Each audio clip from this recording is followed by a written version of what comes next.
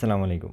آخری خلیفہ عبد المجید کو مصطفیٰ کمال کی پارلیمنٹ نے سلیکٹ کیا تھا اور خلیفہ کی سلیکشن کی سیریمنی 24 نومبر 1922 جمعے کے دن ہوئی۔ خلیفہ نے سیریمنی کے بعد سلطان فاتح کی مسجد میں نماز پڑھی، ابو ایوب الانصاری رضی اللہ تعالیٰ عنہ کے مزار پر حاضری دی اور پھر ڈولمباچے پیلس میں شفٹ ہو گیا۔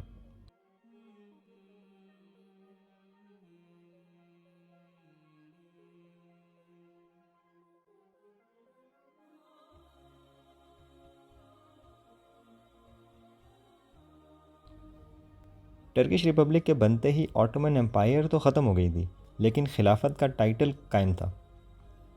عبد المجید آخری خلیفہ تھے، لیکن ان کے پاس کسی بھی قسم کی کوئی طاقت نہیں تھی۔ اس دوران مسلم دنیا میں یہ خوف تھا کہ کہیں خلافت کا ٹائٹل بھی ختم نہ ہو جائے، اور اس سلسلے میں سب سے بڑی موومنٹ خلافت موومنٹ کے نام سے انڈین سب کانٹیننٹ میں شروع ہوئی تھی، اور اس موومنٹ کے خوف سے 3 مارچ 1924 کو ٹرکش اسمبلی نے خلافت کا انسٹیٹیوشن بھی ختم کر دیا۔ ڈولمباچے پیلس کو ٹروپس نے گھیرے میں لے لیا۔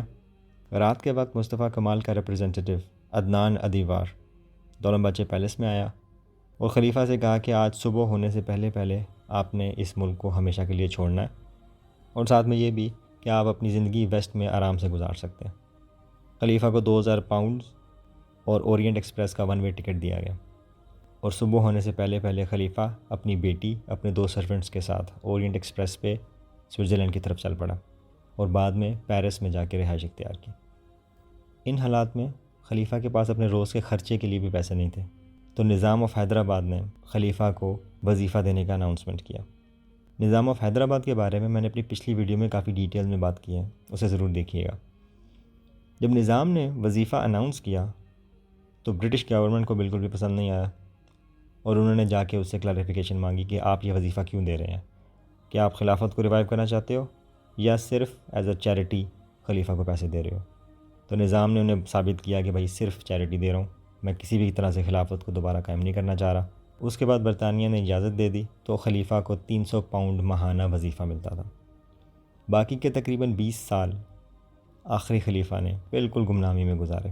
10 سال بعد اس کی بیٹی کی شادی ہو گئی اور آخری کے 10 سال وہ تقریباً اکیلا تھا۔ 23 اگست 1944 کو جب عبد المجید کی وفات ہوئی تو کچھ دن تک ان کی باڈی ان کے گھر میں ہی پڑی رہی اور کسی کو پتہ نہ چلا۔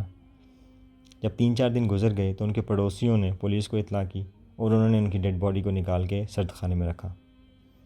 ان کی بیٹی نے کوشش کی کہ اپنے باپ کی آخری خواہش کے مطابق انہیں استنبول میں دفن کرنے کی اجازت دل جائے، لیکن اس وقت کی ٹرکش گورنمنٹ نے انہیں اجازت نہیں دی۔ اس دوران سعودی عرب بن چکا تھا اور سعودی بادشاہ نے آخری خلیفہ عبد المجید کو مدینہ میں دفن ہونے کی اجازت دے دی، لیکن اس کی 2 شرائط تھیں۔ پہلی یہ کہ کسی بھی قسم کی کوئی سیریمنی نہیں ہوگی، اور دوسری یہ کہ قبر پہ کسی بھی قسم کا کوئی نشان نہیں ہوگا۔ تو آخری خلیفہ عبد المجید اس وقت مدینہ جنت البقیع میں دفن ہے، لیکن ان کی قبر کی کوئی نشاندہی نہیں ہے، تو کسی کو بھی نہیں پتہ کہ وہ کہاں پہ دفن ہے۔ اس ویڈیو کو یہاں ختم کرتے ہیں، آپ سے ملاقات ہوتی ہے کسی اور ویڈیو میں۔ اللہ حافظ۔